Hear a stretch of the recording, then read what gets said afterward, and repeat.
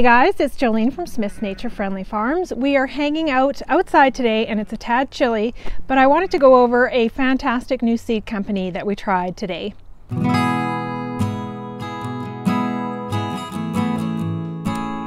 Alright, so I have tried a brand new seed company, new to me, maybe not new to you, and certainly not likely very new in existence, but was definitely new to me, and I thought I would share the overall experience that I had with them, what seeds I got. We actually have 10 seeds that I'm going to highlight, and tell you a little bit about what I loved about their process and or systems.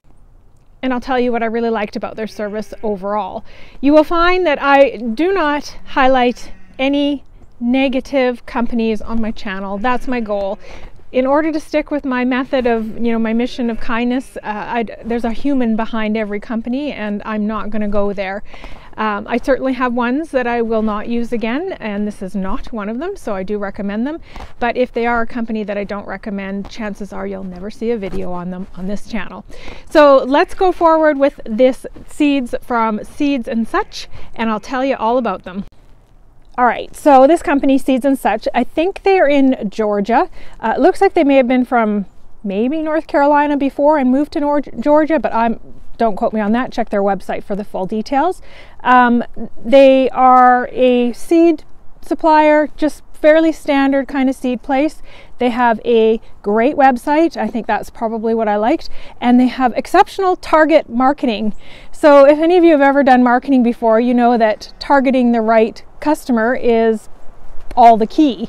And for some reason their seed catalog showed up in my mailbox. I'd never heard of them before, but they targeted the right customer. They found the seed hoarder and got the right person. So I started to go through their website and I found that they had a very good variety of seeds, a lot of unique ones. Their prices were reasonable. I think what I like the most is that their website was actually very simple. Another company has a fantastic website, Johnny Seeds. These two have similar websites. The only difference is Johnny's has the ability to filter by viruses and stuff, like if you want disease resistance. They don't have that, but you are able to go, do I want tomatoes? And it clears the screen and only shows you tomatoes. So I really like their website overall. They had good offers, so for those of you that are like fans of the Baker Creek Seeds method of free seeds, these guys actually had free seeds. They actually gave me 2 packs of free seeds. Now their offer isn't like Baker's Creek that it's on all the time. It looks like it only runs until February 28th, but I'll take it because obviously that's a very peak time period for me to order seeds.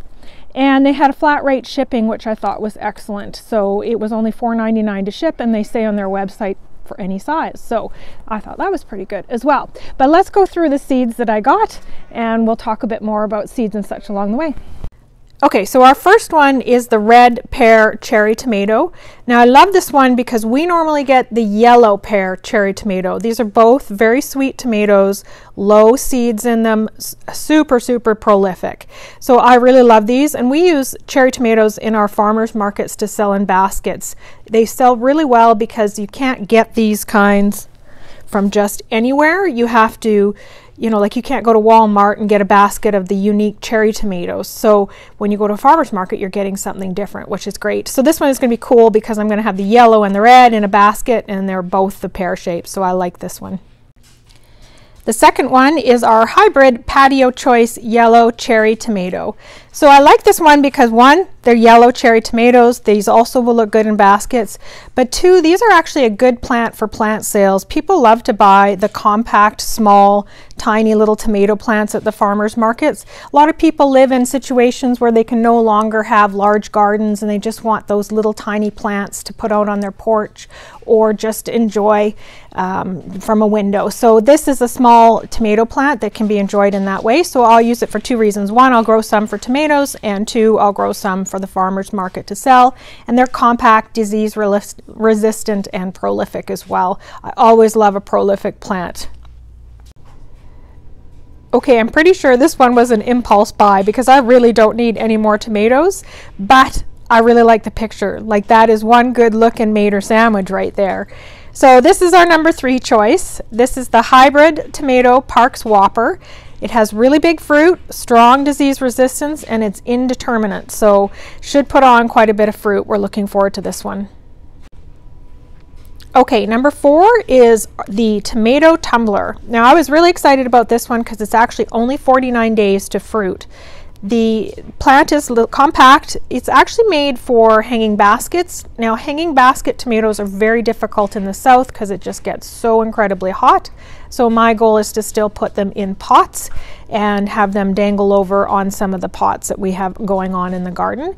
It's got really sweet fruit. It's a determinant. Most of your little tiny plants, your tiny tomato plants, are determinant, and that means that basically you'll get your fruit all at once. And then it, like I said before, it's a basket plant. So you could hang it in a hanging basket, or you can put it in a container. It also, again, might make a good patio plant. So this is another tomato. I went tomato heavy on this shop. This was bad. Number 5, tomato wild boar, Beauty King. So after doing a little bit of reading, wild boar seems to be a fairly big name for tomatoes. It's the first time I've ever heard of it, but it seems to be there's more to it. I don't know a lot about it. It's something that I plan to research as we go forward. But what I was attracted to for sure is just how gorgeous this tomato is. When you're selling at a farmer's market, you really want fruits that attract people and bring people over. So a tomato like this is so beautiful, people will come over and be like, oh, look at, what is that? Is that a tomato? In the south, most people are used to the typical red tomato. So the tomato wild boar Beauty King is a large fruit. It's sweet and indeterminate. So I'm really looking forward to growing this one and having it for sale at the market. All right, this is the tomato red robin. So this is another tiny tomato. Number 6 for us is a tomato that actually grows in little pots. Same reason as the other tomato we mentioned earlier. This guy is intended for farmers market selling. This will be great for kids. This will be great for people, again, that want to be able to put it on their porch or patio and don't have a lot of space. Grows in a small pot, sweet fruit, determinant. All right, this one we actually grew last year. Big Zack. Big fan of Big Zack, actually. So number 7 for us is this huge tomato that has great flavor, and you will look like a tomato pro growing these guys in your garden. It also had really strong resistance. I grew it in a spot that got really wet. We had a wet season last year, and it was the plant that held on the longest before the rest of mine got wiped out. So I really thought it was a really strong plant overall. So good one to grow. I highly recommend it. And if you love a giant tomato, or if you just want to impress your gardening friends, grow a Big Zack. Definitely needs a trellis, so it's got some pretty heavy fruit. Okay, number 8, pick a bushel hybrid cucumber. So finally, we're not looking at another tomato, but this is a cucumber that is a pickling cucumber that grows in a compact way, which I was super excited about. My cucumbers normally take over. I can lose them. They get more disease when they take over. So I'm really excited to test this one out to see how it does. I also have a lot of the mineral bins that I'm growing in. I think some of you guys have seen those in my videos. So I'm excited to put one of these in a mineral bin to see if it fits just right. So it's a compact plant, great for pickling and great disease resistance. 9 and 10 were my free seeds. And I got an early doll tomato. Like, I need more tomatoes, but I have lots of tomatoes now. I've never tried early doll. Sounds like it's a great northern variety, or if you want to be first to market down in the south, it grows really well down here too, so you can kind of get your seed out before the bugs start to take over. So I'm eager to test that out and see how that goes. And a prize head lettuce. It's always fun to get free seeds, so I kind of like this feature with seed companies. It's kind of, I don't know, it's just neat. So their free seed offer, as I mentioned, I think only runs until February 28th, and I'm guessing 2022, of course. And you have to visit their website in order to check this all out. So visit seedsandsuch.com for full details. So I really recommend Seeds and Such. I'm overall very happy with my purchases with them. If I had any recommendations, it would be 2 things. 1, native plants. I really want to encourage more and more seed companies to hold and provide native plants. And then secondly, pictures on the packages. People like us, we order all this stuff and we don't remember what they are. Other than that, they were fabulous, so I would recommend them. I'll put down in the description down below, I'll put a link to their website, so feel free to check them out. And just one more tidbit with them to make sure, like everybody's idea of value is very different. I was thinking about this after the fact, but you know, $4.99 flat rate shipping might not be so cheap for you, and that might be an overall, like that might be too expensive. I don't know, but it seemed fair to me if you were ordering a fair number of seeds.